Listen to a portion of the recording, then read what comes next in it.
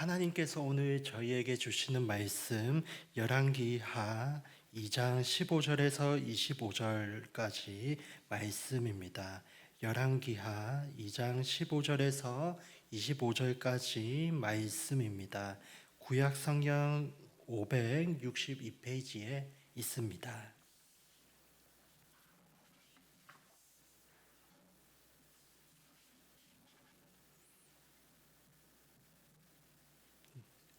함께 합독하도록 하겠습니다.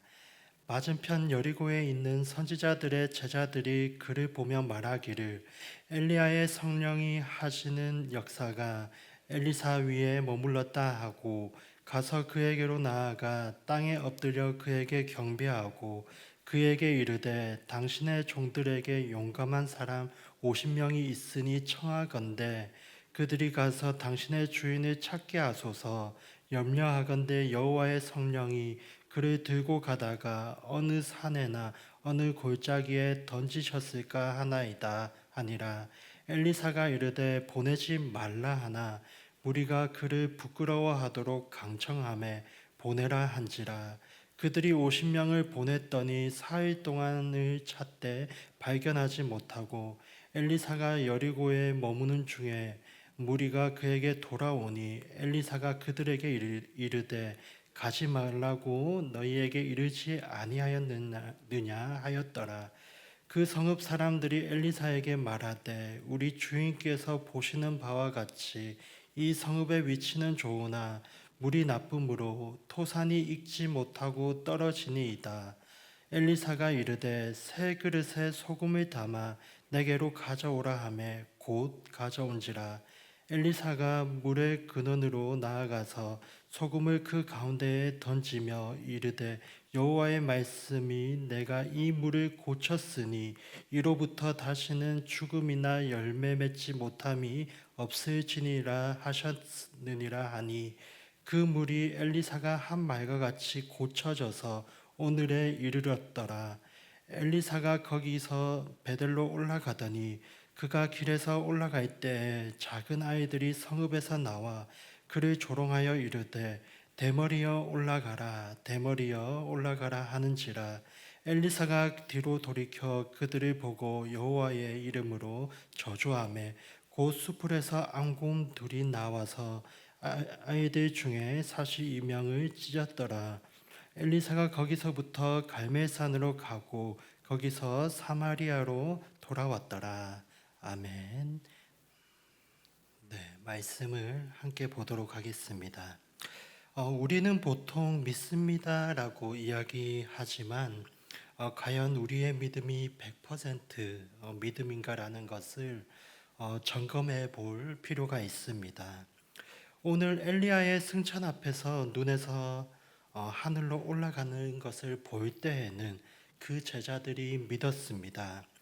하지만 눈에서 이제 사라지니까 또다시 의구심이 듭니다. 혹시 엘리야가 중간에 떨어진 것은 아닌가라는 생각이 듭니다. 우리는 그 모습을 더 닮은 것 같습니다. 눈에 보일 때는 또 말씀을 들었을 때는 예배할 때는 기도할 때는 또 눈을 감았을 때는 믿습니다. 하지만 눈을 떠서 현실을 볼 때에는 그리고 또 다른 상황이 우리에게 다가올 때는 우리는 다시 의아해합니다. 또 의심합니다. 그러나 성경은 말합니다. 믿음은 바라는 것들의 실상이요 보지 못하는 것들의 증거다라고 말씀하십니다. 오늘 예배를 통해서 우리의 믿음이 더욱 견고해지고 온전하게 되는 그런 시간이 되시기를 축복합니다. 엘리야는 하늘로 올라갔고 이제 엘리야의 겉옷을 이어받은 엘리사만이 남았습니다. 그리고 엘리야와 함께했던 그 하나님의 능력, 하나님의 그 오른팔이 엘리사에게 임했고 그리고 동일한 이적이 일어나는 것을 사람들이 목격하게 되어집니다. 우리 15절 말씀을 함께 읽어보도록 하겠습니다. 시작. 맞은편 여리고에 있는 선지자들의 제자들이 그를 보며 말하기를 엘리야의 성령이 하시는 역사가 엘리사 위에 머물렀다 하고 가서 그에게로 나아가 땅에 엎드려 그에게 경배하고 하나님의 은혜로 엘리야의 영성이 온전히 그 리더십이 엘리사에게 이양되어지는 그런 광경입니다. 여기서 그를 경배했다라고 하는 것은 어떠한 우상숭배 같은 것을 뜻하는 것이 아니라 그에게 존경을 표했다라는 것입니다. 엘리야에게 보였던 그 존경을 이제는 엘리사에게 보여주고 있다, 표하고 있다라고 말할 수 있습니다. 엘리사를 가장 존경하는 큰 이유는 무엇이었습니까?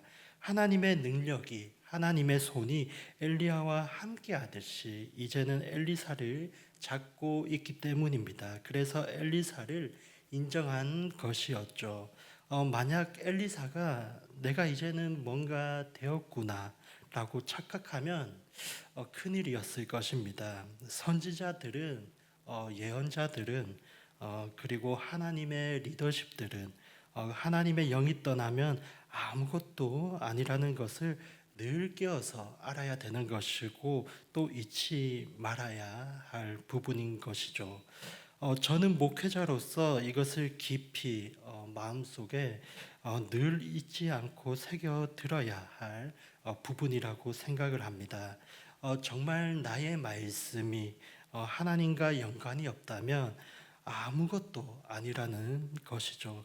나의 생각을 나열한다든가 또 하나님과 아무 연관 없는 그러한 이야기를 한다든가 세상의 가치관을 논한다거나 이런 말씀들은 하나님과 아무런 연관이 없습니다.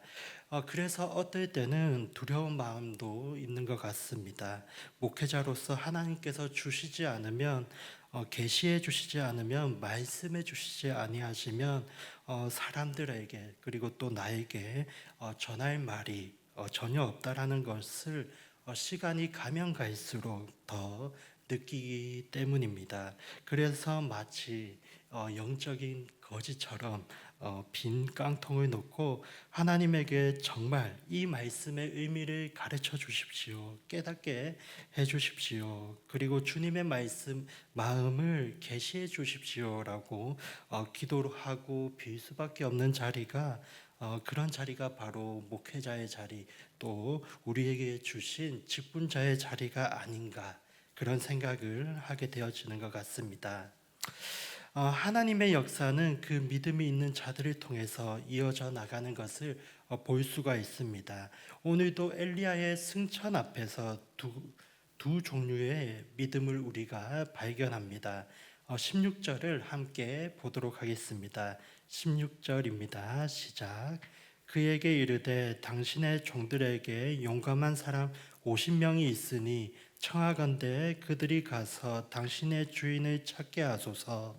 염려하건대 여호와의 성령이 그를 들고 가다가 어느 산에나 어느 골짜기에 던지셨을까 하나이다 하니라. 엘리사가 이르되 보내지 말라 하나. 선지자의 제자들은 엘리야가 승천하긴 하였지만 자신의 눈으로 보니까 올라가는 것을 보았지만 눈에서 사라지니까 이제 의심이 드는 것이죠. 하나님의 영이 엘리야를 떠나서 그가 어느 골짜기나 어느 산이나 떨어뜨려져 있는 것은 아닐까. 그럼 우리가 가서 그 시신을 찾아서 수습을 해야 되는 것은 아닐까.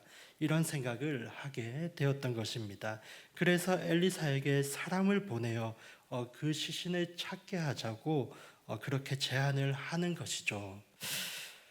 지금 엘리사는 눈에 보이지 않아도 믿고 있습니다. 하나님께서 엘리야를 하늘까지 데리고 가셨다는 것을 믿고 있기에 그러지 말라라고 그렇게 이야기하지만 끝까지 조르는 그 50명의 제자들에게 그러면 찾아보라고 허락합니다.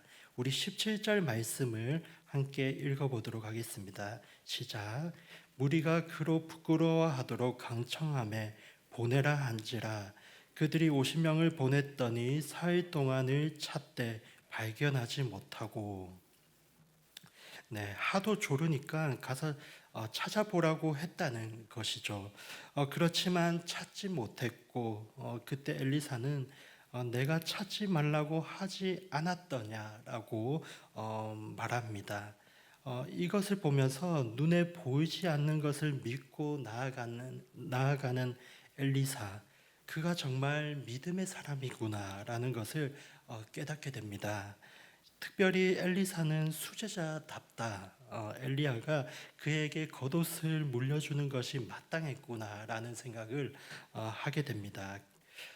그리고 자꾸 조르고 있는 그 사람들의 모습 속에서 또 저를 발견하게 되어집니다. 어, 세상의 가치관이, 세상의 생각이 들어오니 자꾸 염려가 되어서 한번 기도하고 한번 믿음으로 출발한 그 믿음의 출발이 자꾸 흔들려서 하나님 앞에 조르게 됩니다. 하나님을 불신하는 그런 모습으로 우리도 얼마든지 매일매일 변할 수 있다는 것을 이 제자들의 모습 속에서, 사람들의 모습 속에서 발견하게 된다는 것입니다. 믿음은 바라는 것들의 실상이요 보지 못하는 것들의 증거라. 다시 한번 하나님께서 우리에게 오늘 확인시키십니다. 엘리사는 엘리야의 뒤를 이어서 이제 사역을 시작합니다. 그 첫 번째 사역지는 여리고입니다. 우리 19절 말씀을 함께 읽어보도록 하겠습니다. 시작. 그 성읍 사람들이 엘리사에게 말하되 우리 주인께서 보시는 바와 같이 이 성읍의 위치는 좋으나 물이 나쁨으로 토산이 익지 못하고 떨어지니이다.